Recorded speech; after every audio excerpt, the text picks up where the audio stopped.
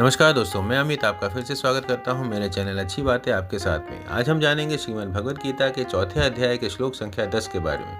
इस श्लोक में भगवान श्री कृष्ण कह रहे हैं कि राग, भय और क्रोध से सर्वथा रहित, मुझ में तल्लीन, मेरे ही आश्रित तथा ज्ञान रूप तप से पवित्र हुए बहुत से भक्त मेरे स्वरूप को प्राप्त हो चुके हैं। जैसे बचपन में बालकों का कंकड़ पत्थरों में आकर्षण होता है और उनसे वे खेलते हैं। खेलने में वे कंकड़ पत्थर के लिए लड़ पड़ते हैं। एक कहता है ये मेरा है, दूसरा कहता है ये मेरा है। इस प्रकार गली में पड़े कंकड़ पत्थरों में ही उन्हें महत्ता दिखती है, परंतु वो जब बड़े हो जाते हैं तब इनमें उनका आकर्षण मिट जाता है और रुपयों में आकर्षण हो जाता है। रुपयों में आकर्षण होने पर उन्हें कंकड़ पत्थरों में अथवा खिलौनों में कोई महत्ता नहीं दिखती। ऐसे ही जब मनुष्य की परमात्मा में लगन लग जाती है तब उसके लिए संसार के लिए रुपए और सब पदार्थ आकर्षक न रहकर फीके पड़ जाते हैं। उसका संसार में आकर्षण या राग मिट जाता है। राग मिटते ही भय और क्रोध दोनों मिट जाते हैं, क्योंकि ये दोनों राग के ही आश्रित रहते हैं।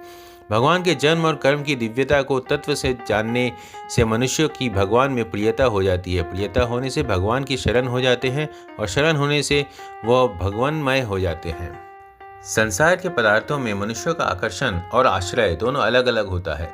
जैसे मनुष्य का आकर्षण तो स्त्री, पुत्र आदि में होता है और आश्रय बड़ों का होता है, परंतु भगवान में लगे हुए मनुष्य का भगवान में ही आकर्षण होता है और भगवान का ही आश्रय होता है, क्योंकि प्रिय से प्रिय भी भगवान है और बड़े से बड़े भी भगवान हैं।